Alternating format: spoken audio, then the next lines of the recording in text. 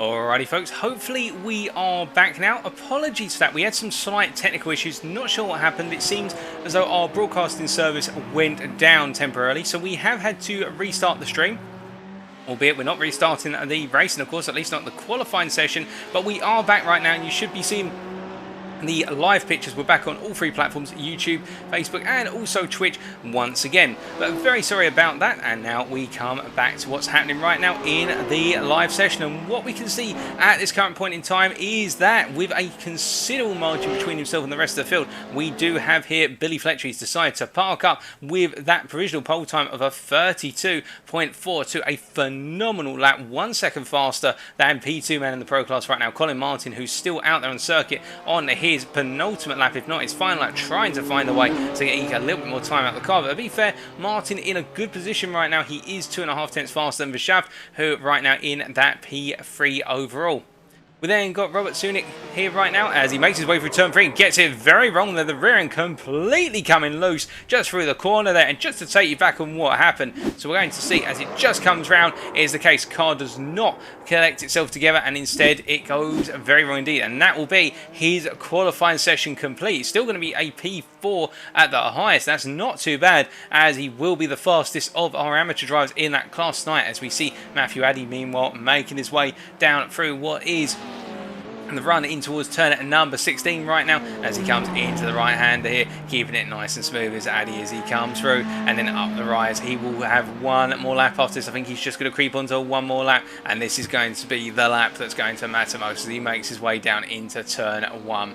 We've got some other drivers right now as we are seeing a couple more individuals take to the circuit, and one driver who's done very well we see is Lambert Weddle right now, who is P8 overall, P4 in the AM class, as he makes his way through turn 4 and up into 5. He is only a 100th ahead of Andreessen at this time, and it is working out for him as he soldiers his way. Oh, I think he's backed off. In fact, he has decided to back off. So we've got some cars coming through here, and this is not ideal as they try to make their way through, and they've got Wedder literally parked on that race tonight. He's going to come through there very quickly as Addy's trying to come through on a qualifying lap, and it's just the case he's been able to get out of the way in time. As we do see there, that is Keenan, I believe, moving out of the way, as we see Matt Emmons as well. It looks as though Matt Emmons, he's withdrawn from the lobby and he's come back into the lobby. So some people having connectivity issues as well, so I think it might be the case we might be having some internet issues in general tonight. But as they all make their way around right now, it is going to be the case that it will be Billy Fletcher who takes that pole in the Pro class, and then I believe, unless I'm very much mistaken, Sunic will be taking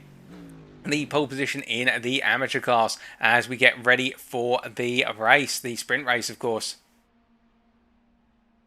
But we are just waiting right now for all of our drivers to make their way into the pits. We see Keenan here just coming through the right-hander of turn at number 15. As we do check in with race control, we're not hearing anything from race control right now with regards to proceedings, so everything's going to happen on time. But it's just Keenan bringing to an end the qualifying session here, as he makes his way in the end into the pits. And we've also got Matthew Addy there continuing to make his way around here, but Addy's just done his final lap. No improvement there from Addy, so it is the case that pole position in the amateur class goes to Sunic. Robert Sunic in the end with a brilliant lap, a 1:33.85. As we now wait to get the race underway, we'll be right back, ladies and gentlemen.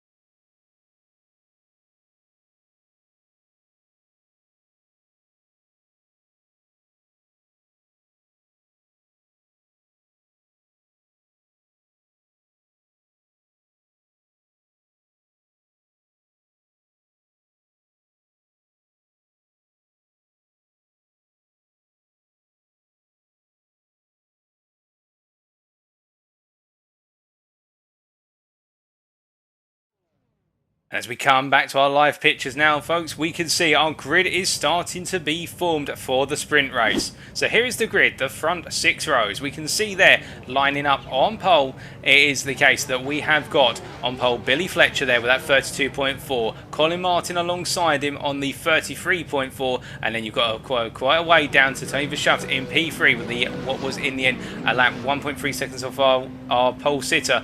Robert Sunic taking the pole position for our amateurs there on the second second row with a very good lap there in the number 14 car. Matthew Addy and Ben Faines lining up on the third row. George Bland and Lamet Wedder on the fourth row. Mikael Andreasen and Ollie Wayne to round off the top 10. And then it is the case we have the driver of Stefan Gamble Rasmussen and also Arjen Bakker completing our sixth row. Behind them it is Jochen Seeger and Mark Sykes, and then Chris Keenan and Matt Emmons as we get ready to go racing.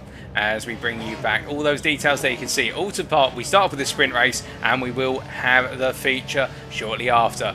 But now, as we move back to our live timings here, we start to get ready to pull off that line and start to get the rolling start underway. And for Fletcher right now, I think it's going to be one of those situations where he's going to be focused on just trying to make an early break and then try to control the sprint as best as possible, because he does seem to have that natural pace advantage over at least one lap and probably multiple laps, he's thinking, as we're all just waiting on George Bland by the looks of things right now to get himself readied up. But what can Colin Martin do, given the fact that he will be alongside Fletcher in the run over the start-finish line? And when we go green, can he perhaps bring a surprise? Can he use the acceleration of the BMW? It's comparable to the Porsche. They're about even in terms of handling straight line speed, but they are different drivetrains, of course. The Porsche has a little bit more rotation on the rear end, but that BMW does have some very impressive front end grip. As the gridding process is complete, it looks as though we have lost Bland, so Bland will not be taking part in this one. So we do have a gap in that P7 slot, and our field starts to pull off the line. As we check in with race control, there's nothing being reported here,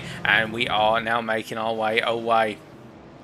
As our drivers just start to make their way in towards turn number 15 here, we can see the safety car, the pace car at the front there, the Porsche safety car, as all of our drivers make their way around here. A little bit further back, of course, we can see Jochen Seeger here, the Mercedes driver for today, coming through right now. What can he do from that P12 position? Can he find his way up into the top 10? But they make their way around now down towards turn number 16. All of our drivers in steady formation right now as they come down towards turn number 16, and then it will be that run, of course, to the start-finish line, and Billy Fletcher will be the one to get us underway for 15 minutes of racing.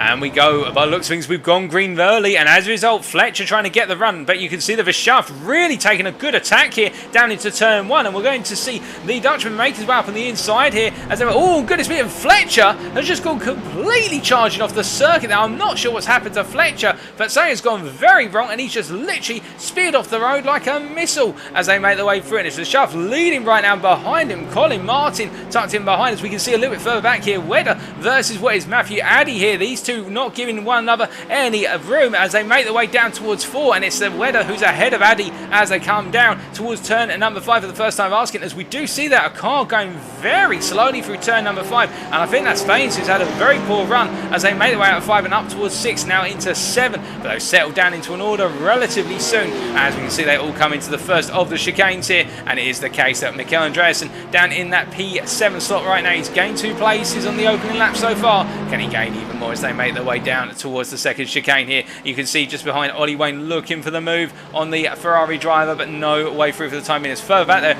we do see Keenan being passed by Fletcher. Fletcher having an absolute nightmare moment, and now having to make his way all the way up through the field as they make their way around through 12 and over the crest into 13 and then 14.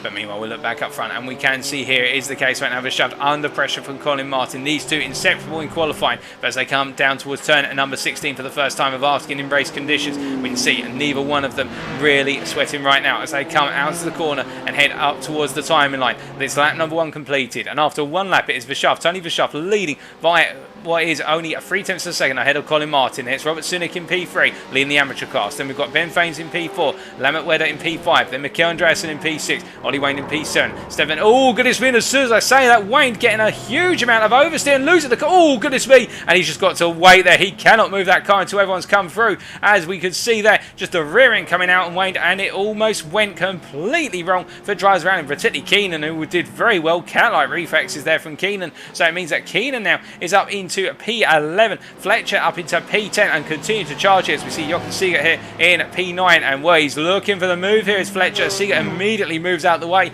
recognising that Fletcher is coming through very rapidly right now, and he does not want to be anywhere near that Briton as he makes his way through right now. He just wants to let him go, because you can imagine that Fletcher will be absolutely trying to roar his way through, as we see Sykes, they're getting it very wrong for the chicane, and he stays to the racing line here as Fletcher's going to look to the inside in the run down towards the second chicane. Down into 10 they come. Will Sykes have the overrun? No, it looks though Fletcher's gone heavier on the brakes and later on the brakes, and he's got the move done as they now make their way through 11 and into 12.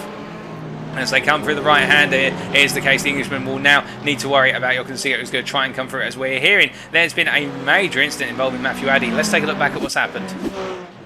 So this was only moments ago from Matthew Addy. Now it has the car completely lost of the rear end there as he came in the corner. It does indeed. He goes high on the curb and the rear left wheel says no grip. I'm sorry, well, we're going for a spin, and that is the story of what happened to Addy as he now makes his way back on. So and we can see Sykes versus Jochen Siegert here, and Siegert coming through on the inside. They would just call that in time as they make their way onto lap number 3 right now, and Sykes falling down. Siegert really on a charge, as meanwhile we can see here it's Faines who is charging after what is Sunik here, and where it looks like Colin Martin has dropped somewhat down the pack. Now I'm wondering if Colin Martin has made a mistake or there's been an off, because he's dropped quite a bit down, and as they make their way down towards turn number 4 and 5 in towards the hairpin they come, we can see here Faines doing everything he can to hold off the BMW driver behind him as they come into that heavy braking zone. But Sunik right now in a very happy place, and indeed it is the case, he's just pressing on all the same and now making his way around there. We can see the P2 driver here in the amateur class car as he makes his way from the left into right combination here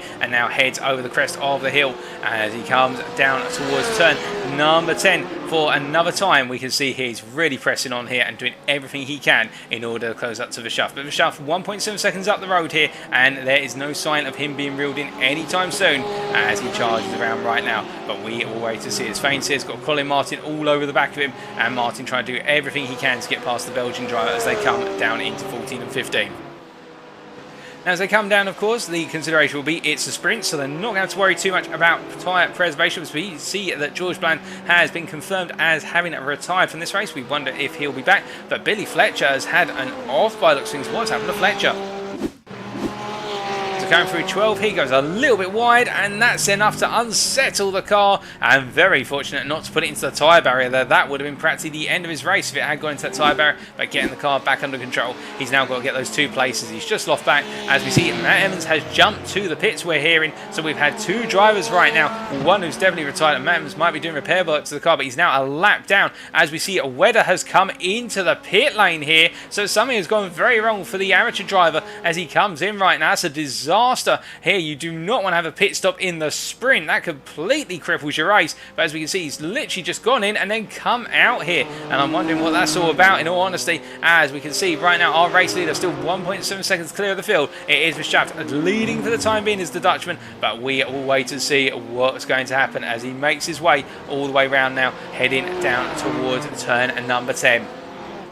But meanwhile, in that midfield, we can see here Sykes chasing after Jochen Siegert. Siegert having got past him earlier with quite a brash move into the final major corner. Oh, and goodness me, I think Sykes has had some contact. You can see Siegert there lifting off immediately. I think as Siegert tried to regain control of the car and come back onto the circuit, just simply overextended the steering angle a little bit. And we see, oh, goodness me, Siegert having a nightmare there. And, well, look at this. On braking, he just did not expect Sykes to brake so early. You can see, as a result, he's literally drifted off-road and taken into the centre of the apex of the second chicane there. That's a disaster for Siegert, who's doing well, but Sykes doing everything he can right now to hold on to that P6 position, overall third in the amateur class right now. He's got a 13-second gap to Andreasen ahead of him, and look who's coming through now once again. It is Fletcher who is charging, and he is trying to do everything he can, of course, to close up to those leaders as they make their way down into turn number 16. And you can see here the case that as we ride on board with the gearbox of Sykes, that Ferrari, of course, he's got that Porsche, and watch how close this Porsche is going to catch up to him here.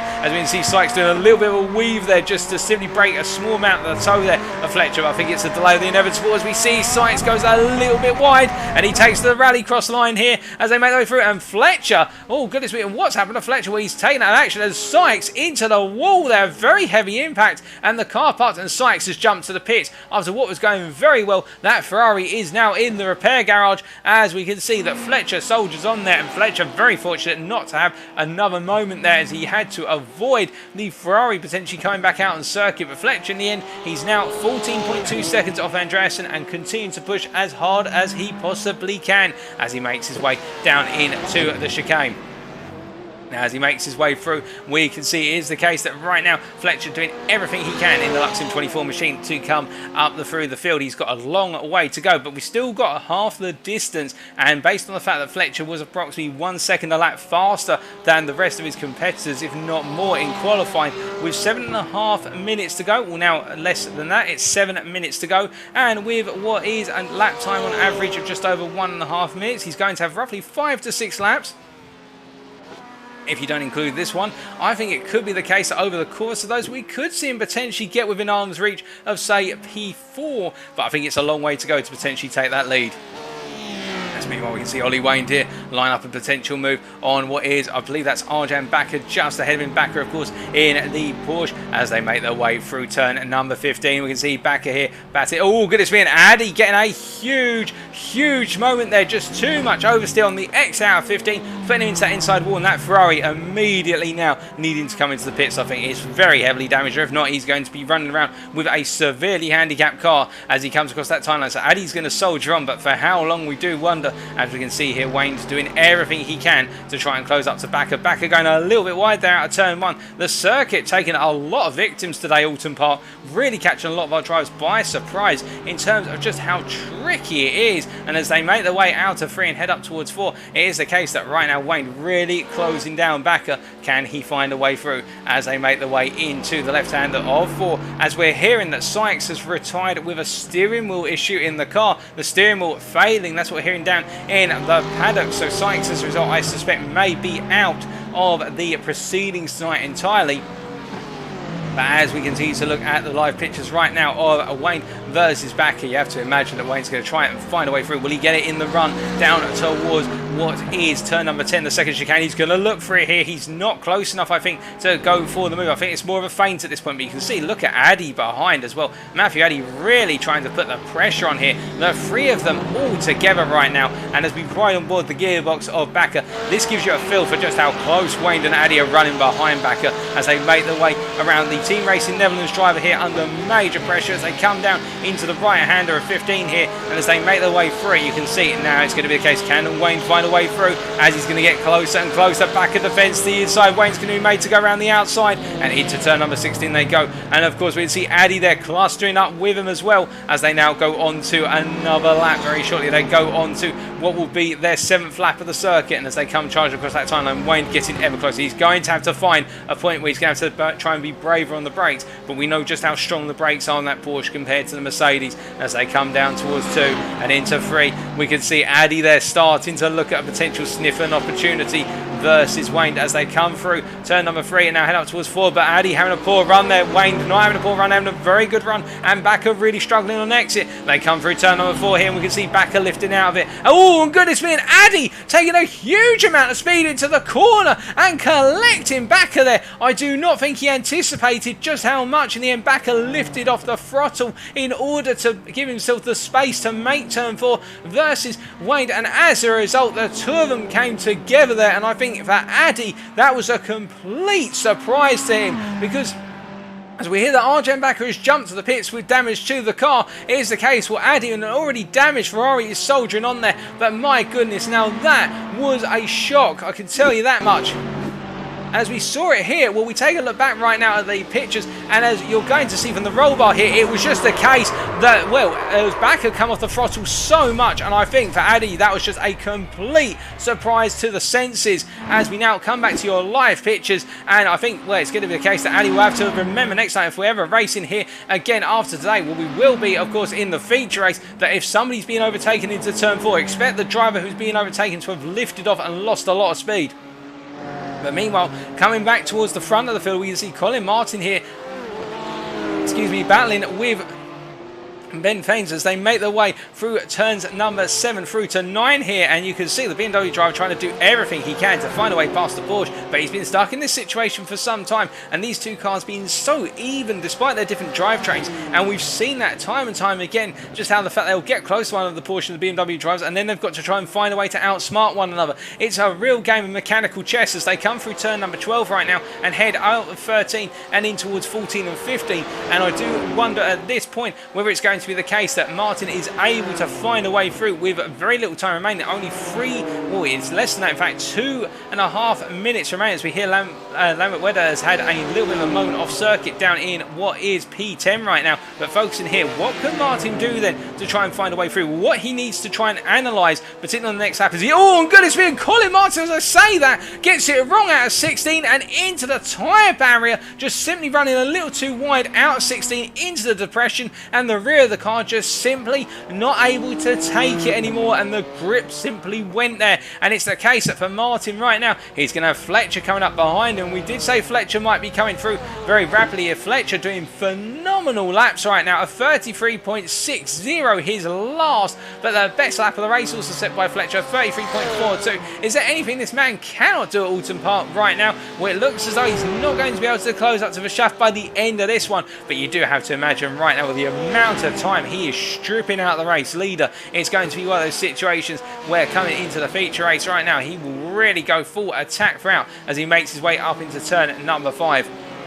And the Porsche being a very tricky car, and it's even claimed one of our faster drivers here. We saw that with Fletcher coming out of 12 earlier on, just the rear end not wanting to settle when he went wide out of turn number 12. But right now chasing down Colin Martin. The field has opened up a little bit, but we can see right at the front right now is Verschaft, who's got Sunik making his way up behind right now. The gap is closing down. That last lap from the two drivers, a 34.1 for Sunik, meanwhile for Verschaft a 34.3. So it looks as though our P2 driver, both of the Dutchmen here, of course, as we see Sunik making it a little bit wide there out of 15 as they come down to 16 right now. It is the case the Porsche driver is pushing very hard, but I think he's going a little bit beyond what the limits of the car, or at least the limits of his capacity are right now. As we can see, that gap has opened up once again as they make their way across that timeline. The white flag is out. They are onto their final lap right now. They will get in a 10th and final lap here, and we can see that the delta between the two's lap times is only a 10th of a second in favour of the P2 man. But Faines is not too far back either, matching these guys for pace right now. Our top three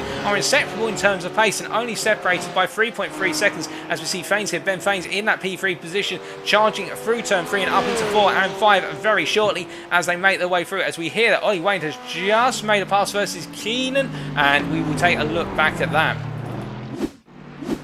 So making their way out of what was turn number 15 here, we can see Keenan getting it wrong out of 15, the rear of the car not settling, and he had to lift off considerably before the car completely gave way on him. And it is one of those situations right now where I think a lot of drivers really being caught out by the fact that Alton Park has so many different little camber changes, whether they're minor or major, and also that the runoff onto the curbs is so tricky. As we hear that George Bland has just returned into the pit lane, that's great to hear, so he expects he'll be back for the feature race. But as we can see right now, we have got Billy Fletcher here charging after what is Colin Martin. I do not think he's going to be able to get this done, or if it is, it's going to be right at the end as they make their way through the second chicane here. But speaking of coming to an end, he has had some pressure to deal with the amateur driver behind him, but Verschaft, as he makes his way into the final corner right now where others have fallen, he has arisen, and it is the case that the privateer of Tony Verschaft here from the Netherlands is going to come across the finish line to take the win in the sprint race. A brilliant drive from him,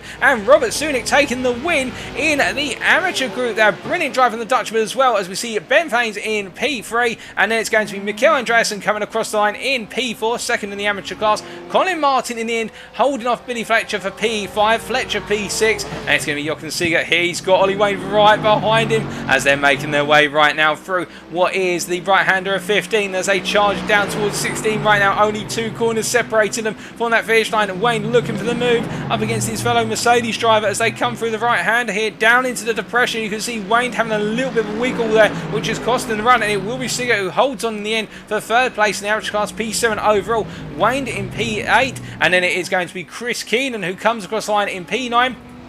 be Stefan Rasmussen, who comes across here in P10. A brilliant drive from the Switchback Motorsport driver there. Lambert Wedder on his debut here in P11. And then we will have Matthew round off our field in what is P12. We had 4 retirements. Arjan Bakker in P13, finishing 4 laps off. And it was Mark Sykes in P14. Emmons in P15 and George Bland in P16. But congratulations to all of our drivers, and as we can see here, it is the case that right now we have got Verstappen just making his way around right now, and very happy I think with his performance. And we can see Mikel Andreasen just ahead of him as well. A difficult one, a difficult open-up for all of our drivers, but I am sure that now they've got a little bit of that race time experience at Alton Park, they're not going to be caught out as much by those camber changes. Really, those run-offs onto the exit curves and the camber changes that come with them have been the major factors that have caught so many drivers out here as they all make their way into the pits. Now don't go anywhere, ladies and gentlemen. We might be able to bring you some post-race interviews with our drivers, particularly our winners in both of the classes. We'll let you know very shortly, but until then, stay with us and be sure to let us know in the chat what were your favourite moments of the sprint race.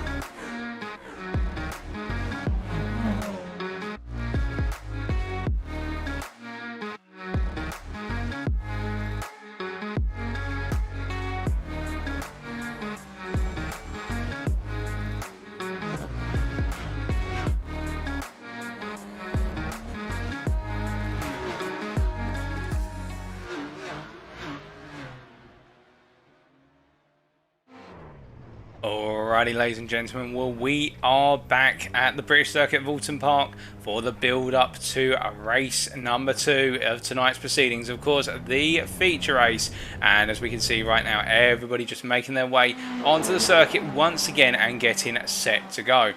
Now, it should be pointed out at this point that because of the fact that this is a one-off race tonight, we actually will not be able to bring a reverse grid in the feature race based on the preceding results. Unfortunately, that's a limitation of the way that things are being run tonight. So instead, we are going to have a brief qualifying session over the course of the build-up to the feature race here, as we can see a return to an Audi we haven't seen in some time, and that is the Audi of Matt Emmons.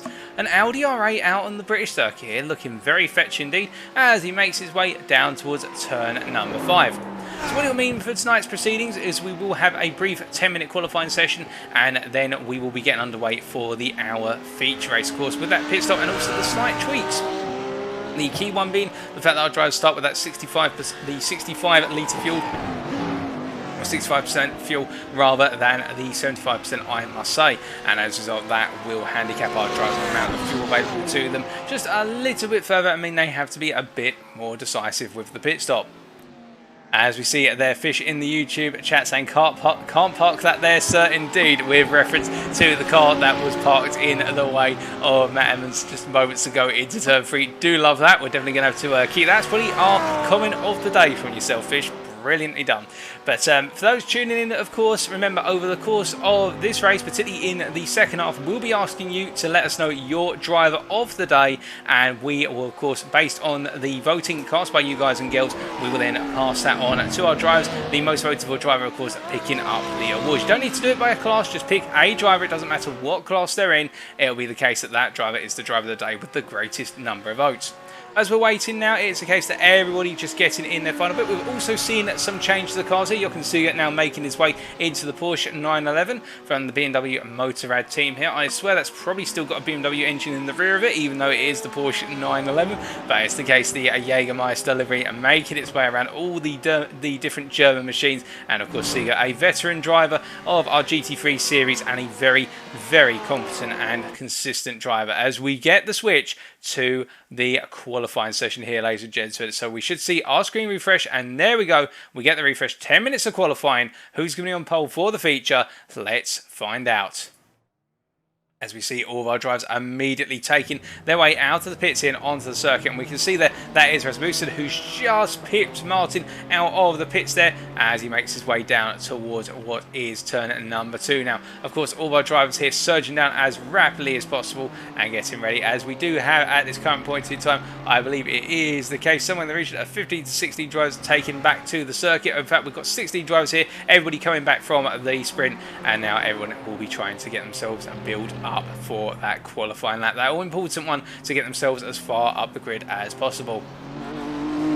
But it's the case, well, Fish, I'm sure at least you can win something in Next Gen. Well, everybody's a winner. Having you tune in is a win in my books, because it's always great to have plenty of people in the chat. But it's good to hear that you're on a positive note there, sir, as they make their way around the circuit right now. And we can see Tony Verschaft here very fast in the opening race, of course, taking the win in the pro category here. And he is one of our newcomers just for tonight, we believe, or will we be seeing him in the rest of the GT3 Championship?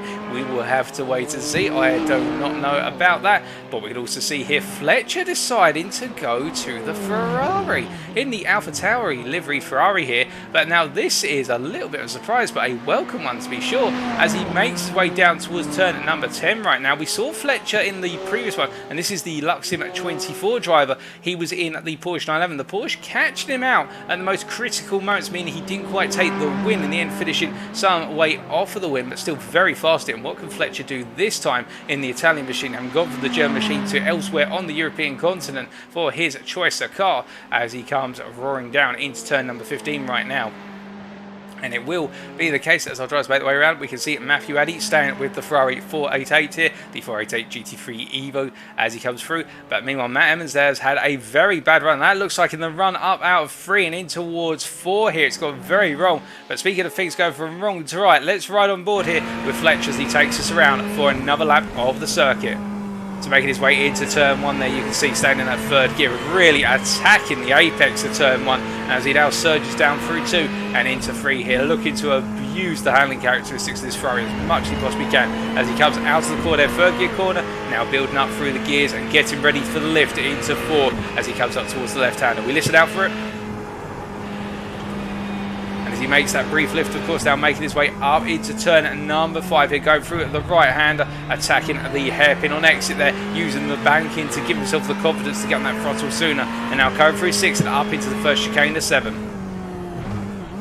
Trail breaking it in, effectively missing out turn 7, just looking for turn 8 as he comes out of 9 and heads down towards turn number 10 here, building up towards 5th gear, or is it going to be 4th gear? It's going to be 4th gear, and now coming down to 2nd gear here through the chicane, once again getting very close to the tyre wall there in the run through 11 and through 12. He goes to the corner that caught him out in the Porsche, and it almost catches him out there. You could see the corrective steering he had to apply as the rear end started to come around, sliding on him, and as he now goes through 13, 14, getting ready for the braking zone for 15. Coming down to third gear here, just waiting for that second apex. We see a Porsche spun out there. That does look to be, I think that's Wedder, who's just parked off circuit right now. Slam at Wedder as he now makes his way down into turn 16. Does Fletcher. This is a very, very fast lap right now. As he comes out of that final corner, we see the Lamborghini there in front of him get it wrong. What's this going to be from Fletcher as he comes? Well, he comes into the pits, does Fletcher. He doesn't complete the lap, but we do see that. You can see it, meanwhile, where he has completed his lap, and it is, well, Fletcher in the pits there. That is a little bit of a shot. That was definitely, I think, on course of pole position as he sets a 35.3, but that's on the pit lane, and we see the Schaff right now on a 33.364 in the BMW there, as behind him is the case he's got the Lamborghini driver there of Ollie Wayne to take into that Lamborghini Huracan, but I think it's proving a little bit dicey for him at this current point in time. A rather bulky mid-engine rear-wheel drive car, powered by the same engine as in the Audi R8, of course, using that V10 engine, but it's the case for the Lamborghini. That different build and complexion to the car can prove it to be a little bit tricky to drive. Perhaps not as stable as the Audi R8, but then again, whilst it's less stable, it does mean it has greater rotation potential through those middle apex speed corners, as we can see George Bland, the amateur driver, now out in the Porsche 911, and he has set a 134.364 for his first lap. We've got another car off there on the apex of turn number 3, and I think that's not Colin Martin. Then who is that who's just had a colossal moment running off? Well, we can't quite tell you at the moment. We're trying to get that confirmation, but we did just see a car go off into the distance as we wait for our drivers to make their way around right now. Mikael Andreasen, it goes up to P3 of a 34.668. He is a second off of George Bland's time, however, but he is 3 tenths up on Rasmussen's right now. So Andreasen putting in a good opening lap as he makes his way down through turn number 3. But meanwhile, Ben Faines, as he comes down towards the second chicane here in the Porsche as well, it's the case that the pro driver right now from Belgium just trying to do everything as Matthew Addy takes provisional pole of a 33.1 here. A very good lap. He's 1.5 tenths up against Verschaff right now, as we see all of our drivers coming together in the run down towards turn number 3 here. And as they surge through, it is the case, all looking for that opportunity to improve upon their lap times. We see that does look to be the AMG driver of Colin Martin, just run a little bit wide out of 3 and almost losing it, but just about keeping his head together as they make their way through forward into 5. Oh, goodness me, I think Martin's had it off. I think it's gone very wrong, and in fact it has, and Martin into the wall, into turn number 5 there. The car just simply coming loose, and there was no way he could bring that back. He's had to jump to the pits, and he'll be getting ready to go again. That's a disaster for Martin, and indeed it's now a case of he's got to try and get that qualifying lap in with only 3.5 minutes to go. It'd be roughly 2 minutes by the time he comes towards the end of this warm-up lap. So he will have 2 flying laps to try and get a good qualifying result. As we see Sunik here, meanwhile, down in what is all the way down in P16 at this point in time, but it should be pointed out he has not set a lap yet, and I believe he is on a lap right now. A lot of drivers have not set a time as such yet, so some drivers perhaps resorting not to set a lap as he makes his way out of turn number 16 over the hill to 17 and across that timeline. What's it going to be as he makes his way across here? It is going to be, in the end, it is a not recorded lap time, so track limits taking away that lap there. A lot of drivers have tried to set laps, but they've just simply had it taken away due to track limits invalidating their lap, and it's the case at Alton Park. You have to be so careful with the track limits here because it is a circuit where you're encouraged. It looks like you can run wide out of pretty much most corners, but in doing so you have that risk of running out onto the grass, or if not, the track limits penalty being applied. And we can see, meanwhile, Wedder has gone P9 with 36.463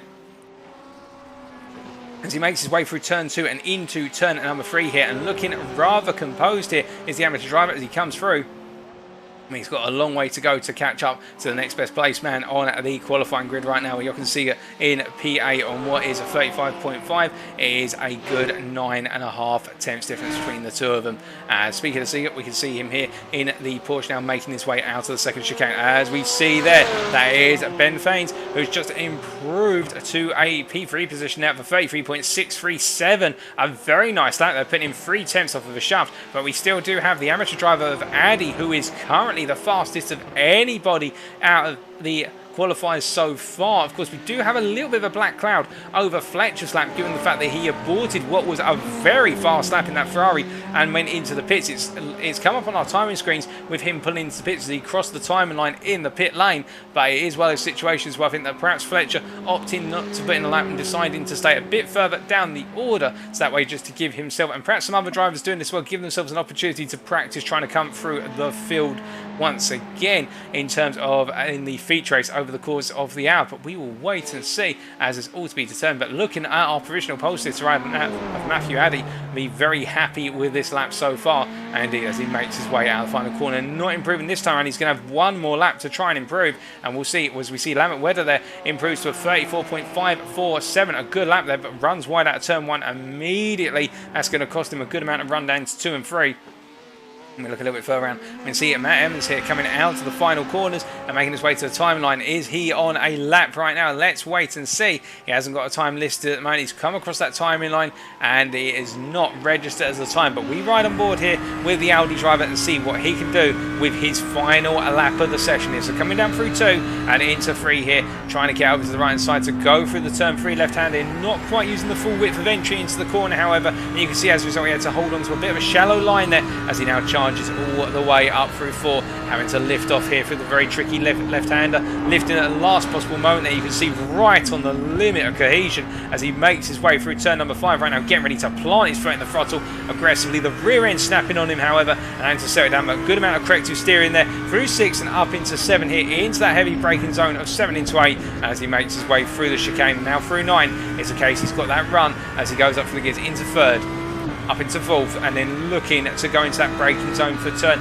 number 10 here as he's up in 5th gear and comes down to 2nd gear, only temporarily, as he'll start to build that speed once again on exit. But as he makes his way through turn number 12 here, up into 3rd gear to give himself the stability and the less aggressive throttle on exit as he makes his way through 13 and now into 14 here through the double left. Here's the case now coming down to the 2 perhaps trickiest corners on the circuit. 15 here, that double apex of course, as he goes a little bit deep and has to slow the car to keep it together. Now one more corner separates him from putting in a lap here as he comes down into the turn 16 braking zone. He's going to have to be very tight on that apex and careful when he gets on that throttle. Comes out the final corner, and what's this going to be from Emmons here? He's yet to set a lap time, so he would start P15 based on his current situation. But as he crosses that timeline, he sets P8 there with a 134.794, a good lap, and Emmons now into those qualifying positions. As we do see, it's the case that Matthew Addy taking what looks to be a pole position, as we do have George Bland jump into the pits there.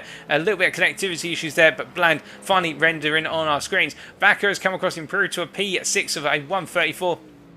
As we see, Colin Martin has just put in a lap there, a brilliant lap in the Mercedes to put in P4 there, 34.239. But that is it, I believe, ladies and gentlemen. We do have Jochen Siegert still out on circuit, and I believe we also have Robert Sunic at the moment, although he's parked off the track at turn 15, so it's not worked out for the Dutchman. And it's Siegert right now who's coming to the end of his final qualifying lap as he makes his way up into the right hand of what is turn number 16. And right now, he's last of our qualifiers, but we do have its 15 drivers. My apologies, folks. Chris Keenan and Robert Sunic who have yet to put in a lap time. So Siegert will be trying to promote himself from being third last as he comes across that timing line, and it is not an improvement. So Siegert starting in P13, but that is qualifying complete, ladies and gentlemen. And now we wait to go racing for the 1 hour feature race here, as all our drivers make their way around for the time being. It's the case of Colin Martin right now. What can he do from that P4? He'll have Faenza and Verschaff ahead of him in the Pro Class, and Matthew Addy taking pole position with a phenomenal lap worth 33.189. Whilst it wasn't the fastest lap that we've seen it in the qualifying session tonight, the fastest one being taken by Fletcher, of course, the 32. It was the case that Addy will be best pleased with that qualifying result.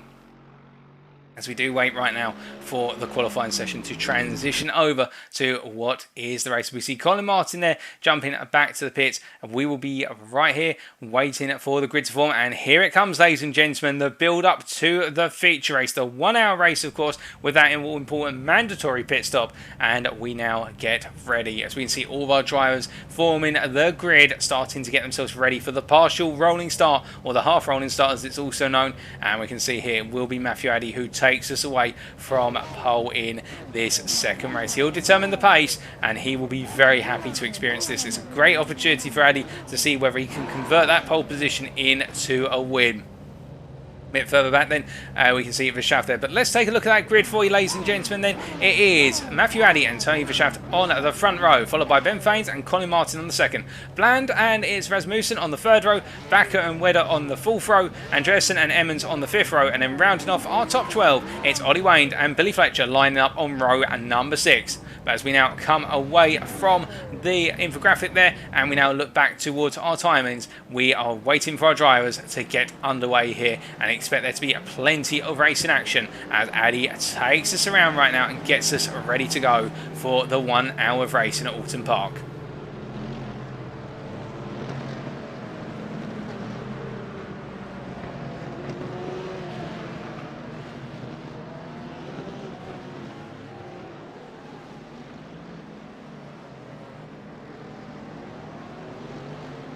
As they gently now make their way into turn number 16, it's for Addy to determine the pace as the safety car will start to pull away.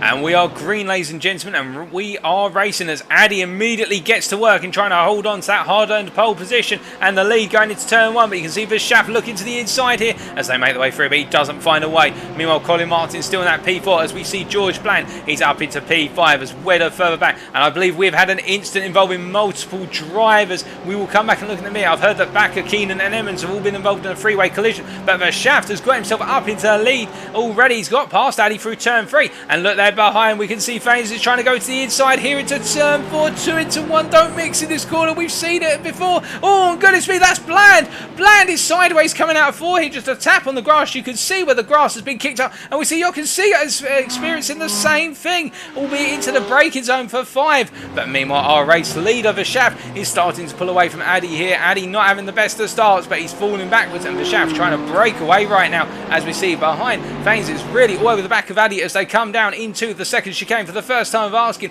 coming into turn number 10 right now. And meanwhile, we can see Andreasen there looking on the inside versus Fletcher, but Fletcher hanging it round the outside there on the racing line. Fletcher up into P7. Fletcher doing everything he can to come through that order as rapidly as possible as he now makes his way over through turn number 13 and heading down in towards 14 and 15.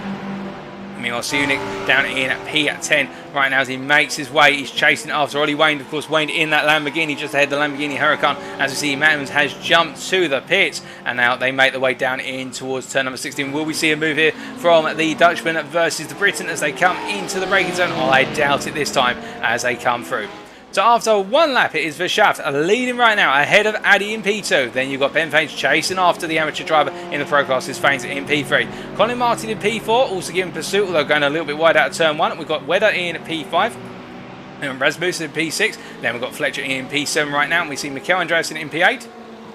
And then Ollie Wayne and hold on. Oh, goodness me. Soon they're going very deep on the brakes into 3. And as a result, he holds on to the P10 position just about before losing it. As we see Keenan, meanwhile, in P11, Bland in P12. You can see at P13 and Arjan Bakker in the pit lane right now. And Matt Evans has jumped to the pits and having to do repair work on that car. Is already effectively a lap down. But as we look back up towards the front right now, we can see it is the case. Hold on a second. Something's erupted here. As we can see that Rasmussen and Fletcher have come through. And Andreasen has gone a bit deep there, and I think that's Wedder. Somebody has got it very wrong there. I think it was Wedder who got it wrong, but what we can see is that Fletcher is surging past right now. He's got past Rasmussen in the run down towards turn number 10, and it's in a very short space of time. He's just gained another 2 places, and the Ferrari driver is on a mission here to gain as much as he possibly can as he comes roaring through 13 and down towards 14 and 15 once again. But further back, we can see Andreasen here is just starting to eke away from Wedder as we hear that George Bland has had an incident. What's happened to Bland in the second chicane here?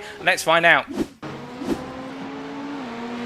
So making his way over the crest then and down towards turn number 10, we can see here on lap number 2, he comes into the braking zone. It looks okay, but just simply too tight to the tyre barrier there into turn number 10 on the apex and causing him to clip it and send the car into a tailspin. And as a result, Bland now down into P13 with damage to the car as well. That will not be helping his aspirations. As we see here, the P10 Manasunik still chasing after Wayne. We ride on board with the Dutchman right now as he tries to find a way past the Huracan in the 911, and they make the way into turn number 3 here. We can see Wedder ahead getting a bit deep through the corner but collecting the car back together very nicely, and Wayne here going defensive into 4. Now this is going to be very brave stuff here as they come into 4. You can see Sunik very wise to the fact that the Huracan driver of Wayne is not going to concede the ground. There's no way through, and Wayne parking it there on the apex on a nice tight line as they surge out of 5 here, and now it's a drag race down towards turn 7. But that Huracan's so strong in the acceleration zones versus most other cars in its class, and as they make their way through turn 7 and 8 and into 9, we can see Sinik's just tucked in behind right now, not able to find a way through for the time being, and instead having to wait for that opportunity as they come down to the second chicane, braking for turn number 10, looking for that apex at the 10, and now coming through into 11 and 12 as they make their way through. I think you could just see that Wayne almost clipping the tyre barrier. That's how close he was. It looked as though the rear had just gently brushed it, but in the end it was just him raiding over the apex curve at turn number 11 as they now make their way down towards 14 and 15 here. But you can see as they come charging down, it's the case every time there's an extended straight and extended acceleration zone, that Huracan's just able to put a little bit more daylight between itself and the German machine behind it as they now come roaring down towards 16 here. No change at the moment as we are hearing that further up front, Colin Martin just making the move versus Faines for what is P3. Faines has just backed off there as they come through into turn number 1. And as they come down through the corners, we can see it's the case that behind, we'll look at this, Fletcher now trying to find a way past the Porsche driver here. The Ferrari driver gets it onto the grass and he's had a mistake, and it's gone very wrong for Fletcher, who into the wall, my goodness, and now he's going to have to get that car recovered as rapidly as possible there, just a little bit too far into the right hand side down into 3, and that is what has cost him the ability to be hunting down Faines right now. A lot of drivers being caught out by how narrow the circuit is and how just one little tap on the grass is enough to send you on your way. As we see that on our timing screen, a brief glitch, which is Billy Fletcher going into the lead. But I can assure you, if he's jumped to the pits, he's not going to be in the lead, as he has just jumped to the pits. But as they make their way down towards turn number 10 right now, it is the case with only 6 minutes complete of this 1 hour race right now. There's been drama left, right and centre as they all come roaring through the second chicane here, and we can see Faines trying to hunt down Colin Martin, and Martin doing everything he can to hold on for the time being as they make their way through 13 and into 14. Now meanwhile, a little bit further back, I can tell you that Sunik right now chasing after Wayne, still trying to find a way through. He can't find it for the time being as they come through 14 and into 15. He's just going to be patient, wait for that opportunity and try to find a way to cut through. When will he be able to do it? That will be the big question, of course. How will wait to see. As meanwhile, the Belgian up front in a similar situation, chasing after the Mercedes of Colin Martin as they make their way across that timeline to go on to lap number 5 as they come down in to the right-hander here. Of turn number 1, we can see all 3 drivers very composed for now and just keeping it together as they come roaring down into the left-hander here of what is turn number 3. Now as they make their way around, of course, we can see our drivers also going a little bit wide, but particularly Colin Martin is having a run wide out free. You have to be careful of that, of course, because too many run wides and he may be picking up a track limits warning, if not a track limits 5-second penalty, a lift-off penalty for 5 seconds as they make their way through turn number 5. Meanwhile, further back, we can see here he's as close as he always has been. It's Sunic as he makes his way down towards what is turn number 5 here. He's all over the back of Wayne through the turn 5 hairpin here. He's going to look for the move into the chicane. Through 6 they come. He's on that inside, but it's going to be very tight, and he's just been able to get ahead. A brave move there from the Dutchman. And he's now up into P8, and he's immediately trying to break away from the Huracan behind him. But a very good move there and very well timed as well. I think if he'd left that even a slightly bit later, it would not have worked out, but timed it perfectly, and that goes to show you very good graph there from the Dutchman as he now makes his way through. But meanwhile, ahead we can see here Andreasen, Rasmussen and Wedder all together battling for what is P5 right now. They've fallen off the back of Faines and company. It's a case of Rasmussen really holding up the guys behind him, and they are really eager to get past the Switchback Motorsport machine as they come down into turn number 16 here. And as they come through the right-hander, you can see it's the case that Rasmussen really just struggling to keep those tyres steady on the circuit as they make their way through. Billy Fletcher just leaving the pits now after doing the repair work on the car, it should be pointed out. But as they make their way through the right-hander here of turn 1, once again they go onto another lap, and we can see that this is the battle for P5 with only what is 7 tenths of a second separating P5 from P7, and Sunic really closing up as well as they come roaring through.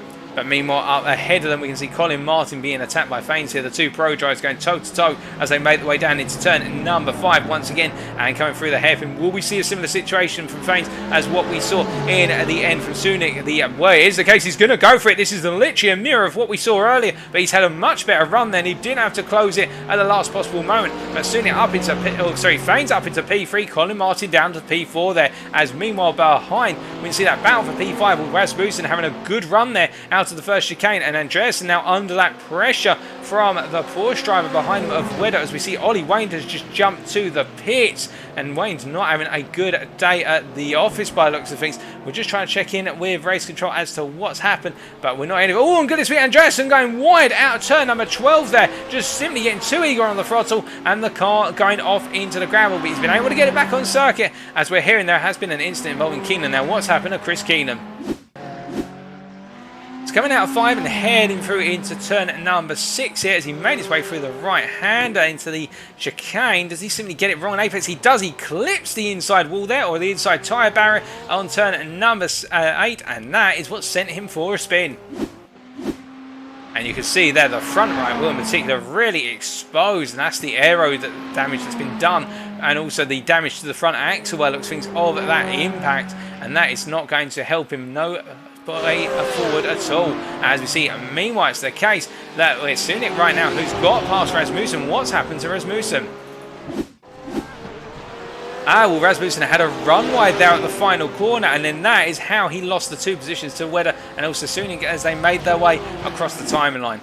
So it's all kicking off right now, and little mistakes are being costly once again as our drivers continue making them around. 50 minutes remaining in this 1 hour race right now, and we can see the 2 Porsche drivers, Sunic and Wedder, coming together as they go into the first chicane here. Now, will they fight one another, or will Wedder let Sunic past? Of course, well, it looks so he's going to defend the inside here down into the second chicane, and it's going to be a case that one of them's going to have to back out here. Which one of them's going to back out as they both make their way into the chicane? It's Wedder who holds the line right now, but he goes a bit wide out of 11, and Sunic goes onto the grass and spins off at turn number 12. So many drivers being caught out by the narrowness of the circuit, and Sunic to be one of the others who falls victim to the width of the circuit right now. My goodness. But meanwhile, up front, I can tell you in the battle for P2, here is Matthew Addy in P2, but look who's behind him. It is Faines. Ben Faines chasing after him is the Belgian as they make their way through turn 1 once again. And Faines right now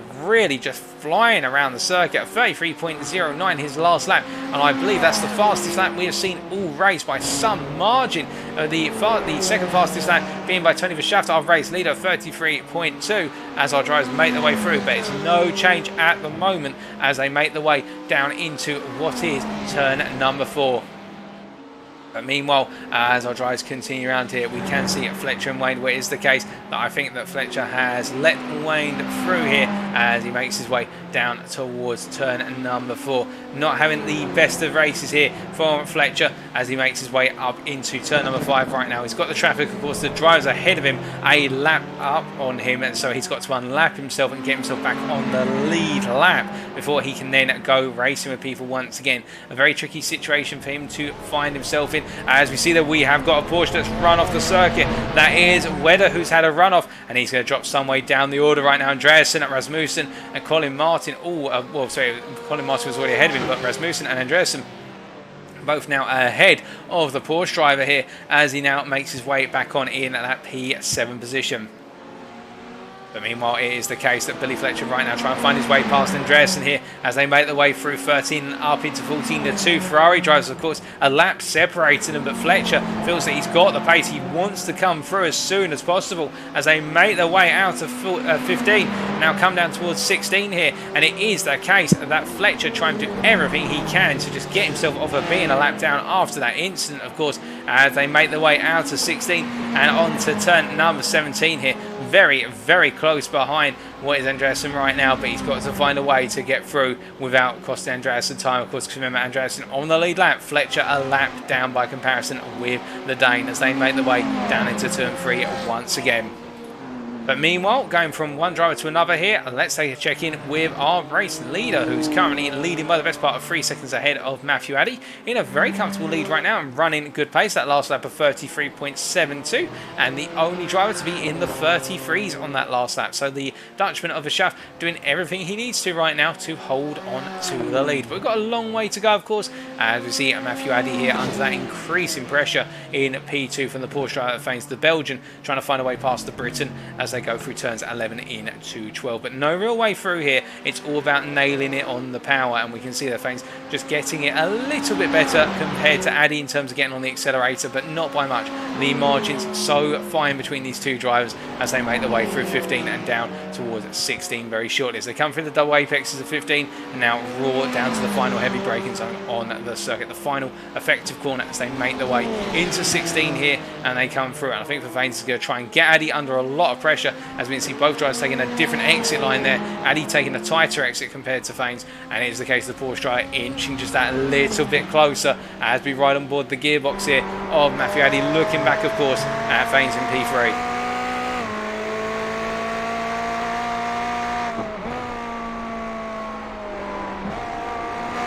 As they make the way out of turn number 3 there, you can see Addy running a little bit wide then. This is going to give the Porsche driver the run he needs. He's going to look for it into 4, but is it going to be the place to do it? It's not the place. He has to back out here, as meanwhile just a little bit further up front, I can tell, a little bit further back and tell you that Rasmussen is closing up on the back of Andreasen as they make their way through what is turn number 5 here, and it is the case the battle for P2 rages on, as meanwhile further back we can see Andreasen here in that P5 position. He's just got past Rasmussen. I think Rasmussen's had a more, and goodness me, I was going to say he's had a moment, and then Andreasen has a major moment as well and loses 2 places in one corner. Oh goodness me, that was right on the limit there, and I think he might have a few flat spots on those tyres now with that slide under braking into turn number 5, just simply running it a little too wide compared to the circuit's width as they make their way down that. And we can see meanwhile Rasmussen under pressure from Wedder once again here as they make their way down through the chicane. But meanwhile, our battle for P2 continues here. We can see Faines chasing after Addy, getting ever closer here, and he's the closest he's been. He's going to look for the move here. I think he knows he's got to go for it now. There's no way through. They're side by side through turn 16. Addy has to go a little bit deep to respect the fact that Faines was on the inside, and the Porsche driver now up into P2 and now making his way after the shaft. The gap between them and our race leader 4 seconds and gradually closing. But meanwhile, as we look from one battle to another now, it's the case that Rasmussen, well, he's got a nice gap to Andreasen for the time being, but Wedder, of course, getting past him. And to give you an idea how did that occur, let's take a look back. So this was only moments ago where Wedder simply had the better run there, and we can see Andreasen again having a run wide there out of turn 12. Turn 12 really catching him out, and that's how Wedder got past Rasmussen for what is P5. But meanwhile, as they continue to make their way around right now, we can see Andreasen all over the back of Rasmussen. These drivers really having this chop and change, and I do not think they're able to just get that consistent lap pace set down right now. So as a result, we're seeing these gains and then these withdrawals up and down the field between our midfield drivers, where little mistakes have just cost them so much time here as they make their way in towards 6 and then up into 7. I do think it is the case that now, well, for Andreasen, he's now got himself back in control and he's chasing after Rasmussen here. Will he be able to find a way past the switchback motorsport driver? We will wait to see as they make their way down into turn number 10. Coming through the right to left combination here. Can they find a way through? Not at the moment, but meanwhile Fletcher versus Wayne here, looking for P13. They're both on the same lap, both a lap down our leader as they come through, and Wayne, they're lifting off. I think they're expecting Fletcher to come through, but Fletcher's gone a little bit deep into 15. He's just about been able to keep it on the circuit, but Fletcher really pushing the limits of what's possible in that Ferrari right now, and it's noticeable because as he now makes his way through 16 and down into 17, it does look as though he's starting to break away from Wayne rather rapidly, as he now goes on to what will be his 11th lap, as our leaders are on their 12th lap already, and Fletcher continues to soldier on around the British circuit here as he makes his way down the hill into 3. Our race leader by comparison here, already up into turn 5 as it currently stands. His last lap of 33.96. Ben Faines, meanwhile, our P2 man, who you're now looking at 33.8. So Faines really starting to hunt down the shaft and trying to get that gap down as much as he possibly can.